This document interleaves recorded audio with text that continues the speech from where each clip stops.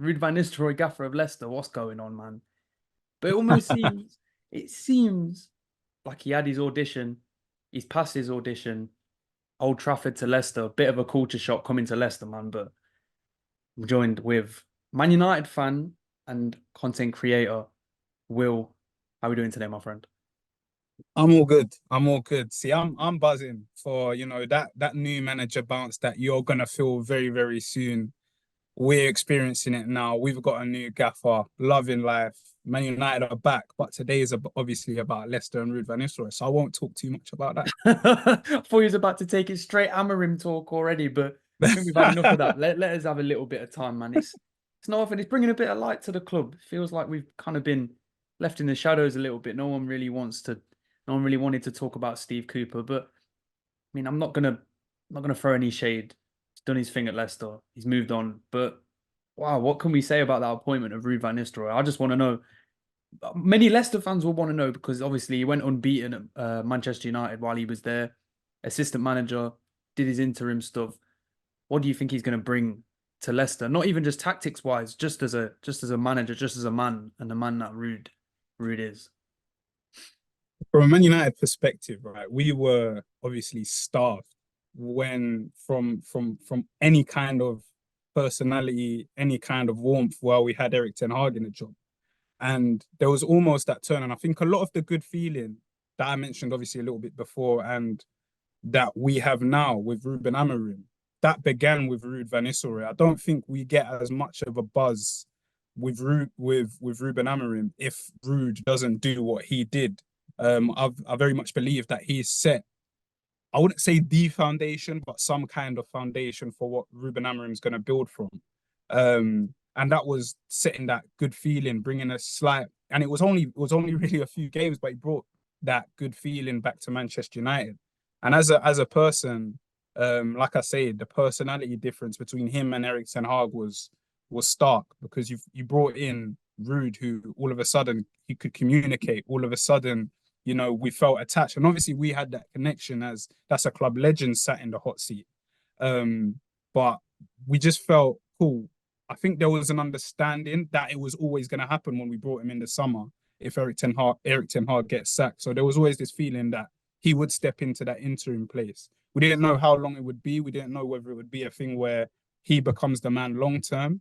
But I think he did. He came in, did a job, and I think he left with in higher esteems than he came in with, and that's all you want as a manager. And it's actually quite rare. So what you get with Ruud is a proper man, someone who can communicate well, someone who comes across well, and someone I think that's very, very exciting. He's a very, very exciting manager. And I think, like you were just saying, he's an exciting manager. I think a lot of people were kind of, especially a lot of ex pros that were legends of the game, like Ruud van Nistelrooy, was arguably one of the best Premier League strikers of all time. You've got other managers, Rooney in that category, Lampard who's not done great, Gerrard who's not done great as well. And I think people often see ex pros and think maybe are they going to do well, but he's kind of got a bit of pedigree, hasn't he, in managerial level? He's won a couple of trophies with PSV in the Dutch league, come and worked at Manchester United, took the pressure of Old Trafford on himself, and he just looks like he genuinely loves managing a football club. And for him to get his first job at a club like Leicester, obviously, I'm gonna go and say that they're a big club, but yeah, it's to get a job in the Premier League straight away. I think that speaks volumes of what he must have said in his interview as well. And like we said, I'm not sure if it was an audition battering us twice, but let's hopefully we don't take any more batterings because he's on the other side of the touchline now. Yeah, 100%. But I think you're right in saying that when you compare him to other managers that have, been in the game so prominently, legends of the game stepping into the managerial hot seat, it's not always been a smooth transition. But we've got to remember with Ruud sort of came up the harder way where he went. I think he was involved with the academy at PSV before he took over the first team. So he sort of built up that way. He's And not just obviously got a he's big job someone. based on his name. If that, Exactly, yeah, exactly, I and see and it. I think that's super important. I think he is a beneficiary of doing the hard yards as a manager, and I think he definitely did that at PSV. Um, but what's also interesting, we say is exciting, is that it was only really 1 year at PSV that he built this reputation. Obviously winning the Dutch Cup and the Dutch version of the Super Cup as well. doing that. And it was only really 1 year, and he was able to inspire something, left for personal reasons, obviously, to then comes to Manchester United. And exactly as you say, he does have some sense of pedigree, but in the same breath, I also think he's a bit of an unknown. And I think that adds to the excitement, because I think the fact that he was an unknown is the reason why he probably didn't get the job long term at Manchester United, because there was someone in Ruben Amorim that probably more that Ineos were looking at and saying, cool, we can sort of hedge our bets more on this guy, established system, established ways of playing over a number of years, a body of work that Ruud van Nistelrooy doesn't have. But again, bit of an unknown, comes into Leicester. That's an exciting appointment in my eyes. I agree completely, and I think I just want to take it back to your point you said about Ten Hag again, a club that was kind of in need of a bit of excitement. They needed somebody that knows the not knows the club, but they needed a bit of an injection of passion again. Mhm. And I feel like in the same boat at the same time. I know Van Nistelrooy was there for what was it, 4 games at United, something Mm. like that. He's coming into Leicester now, who are again Steve Cooper. I can't really talk for him because he weren't there for that long. Van Nistelrooy is coming into the team and he's got to give it an injection of joy again, because the place was getting a bit stagnant with the kind of football that was getting played. Fans weren't taking to it, and going from a style of football like Enzo Maresca's to Steve Cooper's uber defensive, it's just I don't think the players took to it. I don't think the fans took to it, and now Ruud van Nistelrooy's kind of there's elements of Maresca's game in there again. Probably a bit more experience than when Maresca was hired, but now we're looking at a bit more attacking, uh, three at the back, inverting to four at the back here and there. It's a bit more tactical now seeing Ruud van Nistelrooy's game. So I think a lot of the Leicester fans will really take to that. I think. Yeah, 100%. The tactics are one thing, but I defo think the real buzz is gonna come from the fact that it's Yeah. Ruud van Nistelrooy. And I think obviously, as we say, that he doesn't get jobs off the back of his name, but also what we get with him is that he's someone where it is Ruud van Nistelrooy. It's Ruud van Nistelrooy. So the players, there's automatically a respect there when he walks around the place. People talk a lot about his aura when he's walking around the place. Do you know what I mean? The way he carries himself, he's someone that, as a player, you're going to want to play for. And I think we got that with Manchester United. And again, that stark difference between Erik Ten Hag and Ruud van Nistelrooy. When Ruud van Nistelrooy walks in a room, when Ruud van Nistelrooy speaks, you listen, because we all saw what he did in the Premier League, and if you didn't see it, and that's very important. And I think that's why that's the exciting thing. I'm excited for Leicester. I'm excited to see what he can do at Leicester, because again, it's a massive test. He's a massive unknown. Um, but for him to get his own reign on a team, this is going to be his team. He's going to be able to manipulate it the way he wants. He's not got that whole pressure of Manchester United wanting to do well. So I'm excited, and I think, yeah, Leicester fans definitely should be as well.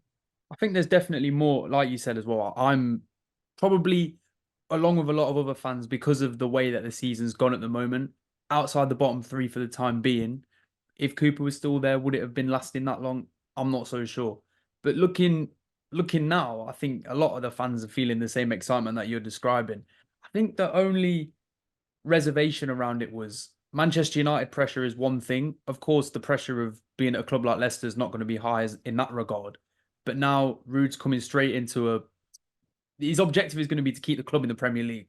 And the style of football he plays seems fancy, but when he has to dig deep, is he going to be able to do it in a situation where he's fighting for his life down at the bottom? I think that would be interesting to see. What are your thoughts on that? That's definitely, and I think, again, going back to it, the big unknown. We don't know, It's almost because exciting though, the again, fact that no one really knows what's exactly, going to exactly, happen. because I guess Enzo Maresca was an unknown, and Massively look what he unknown. was able to do. And and I think you do get exciting stories with the unknown. Mikel Arteta was an unknown at Arsenal, and look what he's done. So an unknown isn't necessarily a bad thing. um but then, yeah, like you say, he at PSV, he was obviously, PSV is one of the biggest teams in the Netherlands. Manchester United, obviously, one of the biggest clubs in England. Leicester, it's a whole different ball game. And 100%. it's interesting because I guess it's where the expectations lie, because I don't know. Maybe I'll ask you, what were the sort of expectations you had of maybe Steve Cooper when he took over from Maresca? Was it just purely survival, or were you thinking further? Because there is a squad of players there at Leicester who are quite exciting. I think, yeah, I think like you said, as soon as we come up to the Premier, Maresca's gone. I think it took a bit of there was defo a lot of the air pushed out of the balloon. Like there was a massive bubble, there was a massive buzz that we're back in the Premier League. But as soon as Maresca goes, as soon as Dewsbury Hall goes, who was your best player arguably in the season, Steve Cooper comes in. It's kind of like, all right, we've gone into survival mode clearly, but I think his style of football was it was defensive, but normally when a team soaks up loads of pressure, you've got someone on the outball. It just seemed like nothing was nothing was happening. I know we won a couple of games off of individual brilliance. That's just football. But I think Steve Cooper's style didn't really have an objective to it, which is which is which is fine, but it didn't see it seemed like it was just going down and down. And I think it was definitely time for a change. It seems like Leicester fans are the only ones that realised it was time for a change. Other fans were quite shocked by it. But now I won't lie, I was shocked too. I I was think shocked I think the when timing. I didn't necessarily feel like that was coming before you obviously heard rumblings, if Yeah. that makes sense. I felt like it was gonna come eventually because of the way that the players weren't. And again, like that's a different matter. What we've seen in recent days with the players, we know that we know that they didn't respect him, which is a shame, really. But again, that brings us on to Van Nistelrooy coming in again. Like, if you can't respect Ruud van Nistelrooy, man, what like who are they going to respect? Who are the players going to respect? He's clearly a talented coach. He's one of the biggest names in the Premier League as a player. So like what? Who are they respecting if they're not respecting this guy?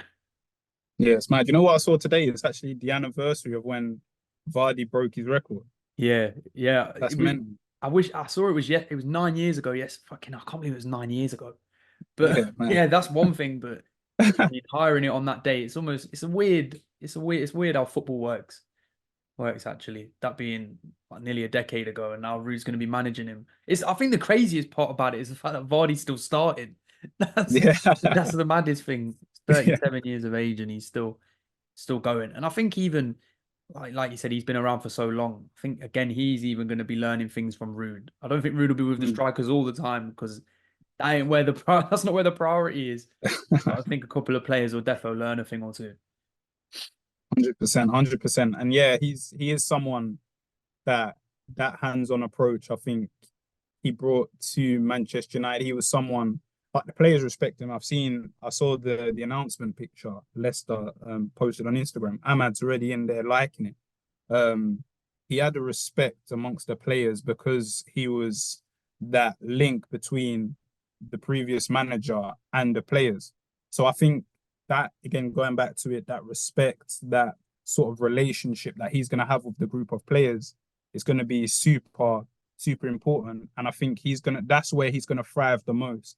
In terms of the football, it's gonna be a little bit more difficult to judge because obviously it's a different group of players, different different expectations. So he's gonna have to adapt to that. But what you will get is that initial bounce from the players looking at the manager and all of a sudden, I want to play for this guy. And that will turn into results. How many results? How many points? That remains to be A seen. few, a But few, a at few this will do. A few will be fine. A few will be all right. that it remains to be seen. Yeah. Hopefully that looks like 40. That looks like 40 points come the end of 40 plus points come the end of the season. Um, but yeah, because I think his stock's strong enough, his stock's high enough for him to be able to. I think once he gets time, a couple of windows, time to sort of establish his system, like get the right coaching staff in, really take hold of the club, and really know what's next and how we move forward. I think you will see a Ruud van Nistelrooy that does become that next big young coach in the Premier League or in English football. I think yeah. I mean, I have to agree. I hope you're right. But yeah, we'll just have to wait and see. But exciting times again at Leicester. A bit of a buzz. First buzz that's been around the club in a long time. When we're talking about stuff going on with the board. Again, the timing of Steve Cooper's sacking was interesting. But Mm. they got a new manager in. someone who's young, someone who's ready, a Prem legend. It just remains to be seen how he's going to do. Will, thank you again for jumping on the channel. If you want to go follow him down there, if you're interested in listening to some Man United content, go in the comments, follow him on Instagram, all of the rest. Thank you guys for listening. Welcome back anytime next time.